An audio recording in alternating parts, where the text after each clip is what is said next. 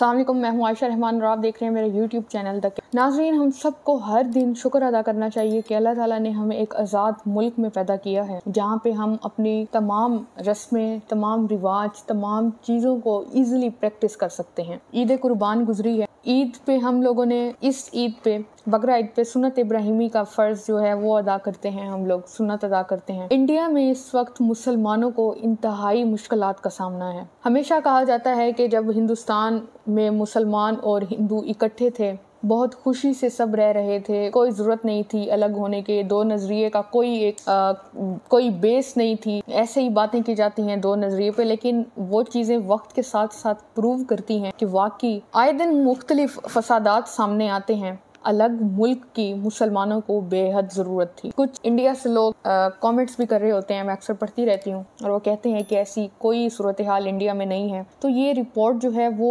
Hindustan times पे छपी है, जहाँ पे साफ साफ कहा गया है कि मुसलमानों को उनकी कुर्बानी पे जानवर को ज़िबा करने की इजाज़त नहीं दी गई, और ये अथॉरिटीज़ ने नहीं, वहाँ के मकामी लोगों ने दी। तफसीलात मैं आपको आगे डिटेल में चल के बताती हूँ। इंडिया खुद कितना बड़ा मीट का एक्सपोर्टर है, लेकिन बात वो इस तरह से कर रहा है। और मुसलमानों पे जो इस वक्त पाबंदी लगाई गई है, मुसलमानों को किस तरह से जान का और उनके बच्चों का उनको खतरा है। वीडियो में आगे बढ़ने से पहले मेरे फेसबुक पेज को भी और चैनल को भी सब्सक्राइब कर लें, ताकि आपको इस प्लेटफॉर्म से हर तरह की आलमी खबरें, पाकिस्तान की, दुनिया में जो कुछ भी हो रहा है वो बर वक्त अपडेट्स यहाँ से मिलती रहेंगी। तो चैनल को लाजमी सब्सक्राइब कर लें। अब नाजरीन, आपके सामने एक मैप आ रहा हो। उस मैप में आप लोग देख पा रहे होंगे कि सबसे बड़ा जो एक्सपोर्टर है मीट का वो इंडिया है। बड़े मुल्कों में इसका नाम शामिल किया जाता है जो मीट को एक्सपोर्ट करता है, और इसकी तकरीबन 80% आबादी गोश्त पे मुनहसर करती है, गोश्त पे ट्रांसफ़र हो चुकी है। वेजिटेरियन ये लोग नहीं रहे। लेकिन मुसलमानों की जहाँ बात आ जाए तो ये मुसलमानों पे पाबंदी लगाना शुरू कर देते हैं, और इन लोगों ने लगा दी है। ये पाबंदी शुरू से थी, लेकिन इस साल जोर पकड़ चुकी है। मुसलमानों को यहाँ तक कहा गया है कि मासूम जानवरों को आप क्यों ज़िबा करते हैं, अपने बच्चों को ही ज़िबा करें आप। तो हालात जो हैं इंडिया की इस वक्त, जहाँ पे मुसलमान लोग रहते हैं, खासकर मणिपुर को, वहाँ पे इन लोगों ने, मुसलमान रहते हैं वहाँ पे इन लोगों ने आग लगा दी है। इसी तरह से बिहार है वो जल रहा है, और मुख्तलिफ जगहें हैं जहाँ पे मुसलमानों को बिल्कुल इजाज़त नहीं दी जा रही।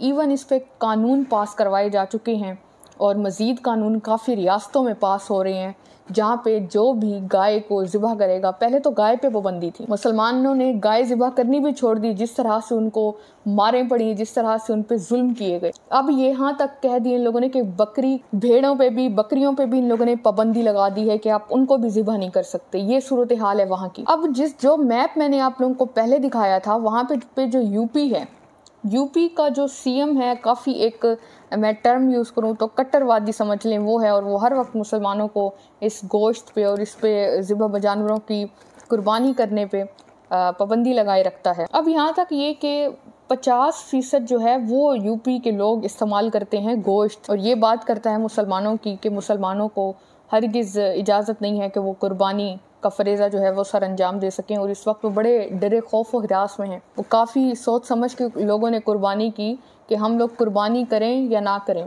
क्योंकि उनको या वो जानवरों की कुर्बानी करें या उनके बच्चों की कुर्बानी चढ़ाई जाएगी इन लोगों के हाथों। और ये जो शख्स है, ये आनंद किशोर है, इसकी तस्वीर भी आप लोगों के सामने आ रही होगी। इसने ही कहा है कि मासूम जानवरों को क्यों ज़िबा करते हैं आप, करना ही है तो अपने बच्चों को ज़िबा करें आप। तो ये हम लोग इस वक्त आज़ाद मुल्क में अपनी ज़िंदगी बसर कर रहे हैं। हम लोगों से ज़्यादा खुशनसीब कोई नहीं है कि हम मुसलमान अपने तमाम फ़रेज़े, तमाम चीज़ों को बग़ैर किसी पाबंदी के सरअंजाम देते हैं। नाज़रीन, ये जो कुर्बानी होती है इस पे अरबों का कारोबार होता है।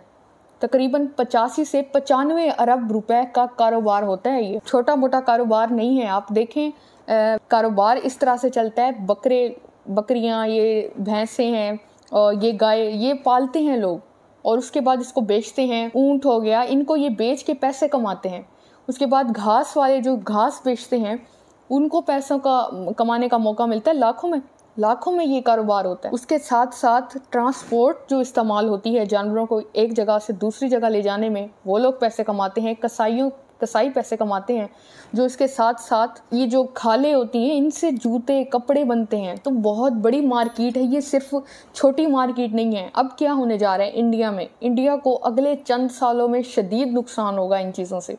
वो क्या होगा, इंडिया ने पाबंदी लगानी शुरू कर दी है और ऑलमोस्ट लग भी चुकी है हिंदुस्तान में। गाय की तो कुर्बानी पे वैसे ही है कि ज़िबा नहीं की जा सकती, लेकिन उसके साथ साथ ये कि गाय जो एक अच्छी एक प्रोडक्टिव एज जो उसकी होती है जिसमें वो दूध वगैरह देती है, वो उसकी 5 से 7-8 साल तक हद होती है। जिंदा तो वो 15-20 साल तक रह लेती है, लेकिन उसकी उम्र इतनी होती है देने की, उससे पहले पहले वो ज़िबा भी हो जाती है। तो ये सर्कल चलता रहता है। लेकिन अब इंडिया में लोगों ने गाय को पालना और ख़रीदना छोड़ दिया, क्योंकि कारोबार है नहीं वहाँ, ये लोग उसको बेचने नहीं देते, कारोबार उसमें होता नहीं। और आने वाले सालों में ये लोग आप लोगों को गाय भैंसें ये नज़र आना भी ख़त्म हो जाएंगी। मुझे तो ऐसा लगता है कि शायद बकरियां भी नज़र आना बंद हो जाएं, जिन लोगों ने पाबंदी लगानी शुरू कर दी है वहाँ के मुसलमानों पे। अब जब ये चीज़ें बंद हो जाएंगी, लोगों ने वहाँ पे ये काम शुरू किया हुआ कि अपनी भैंसों को, इन चीज़ों को उन्होंने खुला छोड़ दिया है, सांड को ये खुले फिरते हैं, जिसकी वजह से फसलों की तबाही होती है, फसलों में घुस जाते हैं। तो रात को जो खेत होते हैं रूरल एरियाज़ के, वहाँ पे लोग बैठ के पहरे देते हैं रात को कि हमारे खेतों में ये घुस ना आए। तो आहिस्ता आहिस्ता इंडिया की इकोनॉमी बैठ जाएगी, उनको नुकसान होगा। और सबसे ज़्यादा एक्सपोर्ट करने वाला मुल्क भी, मैंने जैसे आप लोगों को शुरू में बताया, वो इंडिया है। इंडिया खुद ये काम कर रहा है और अरबों का, जैसे मैंने बताया, कारोबार होता है। तो ये लोग जब पाबंदी लगा रहे हैं तो मुसलमानों की तो वैसे ही एक आज़ादी जो है, एक मजहबी आज़ादी जो है, उस पर पाबंदियाँ लग रही हैं। मुझे बहुत कम पाकिस्तान में ऐसे वाक़यात नज़र आते हैं जहाँ पे हिंदू पे या किसी और मज़हब के शख्स पे कोई जबरी पाबंदी लगाई गई हो या कोई उन पे जुल्म किया गया हो। बहुत ही कम वाक़ये सामने आते, लेकिन आए रोज़ इंडिया में ऐसे वाक़ये शामिल हैं। मस्जिद को शहीद करना हो, मुसलमानों का खून बहाना हो या कोई और काम करना हो, हिंदुस्तान सबसे पहले आगे आगे होता है मुसलमानों पे पाबंदी लगाने के लिए। चाहे फिर उनके अपने अदाकार भी हों, उनको भी काफ़ी इन चीज़ों का सामना करना पड़ता है। तो खैर, इस वक्त मुसलमानों को काफ़ी मुश्किलात का सामना है और बहुत ज़्यादा उनको सामना करना पड़ा इस ईद पे। और इवन अब कानून पास होने जा रहे हैं सज़ाए मौत के, जो इनको ज़िबा करेगा या इनको कुर्बानी इनकी करेगा या इनको उम्र कैद की सज़ा होगी। तो लोग सोचेंगे कि वो करें या ना करें। खैर, अपना फीडबैक कमेंट सेक्शन में लाजमी दीजिएगा। अपना ख्याल रखें, हमारे मुल्क के लिए भी दुआ किया करें। अल्लाह।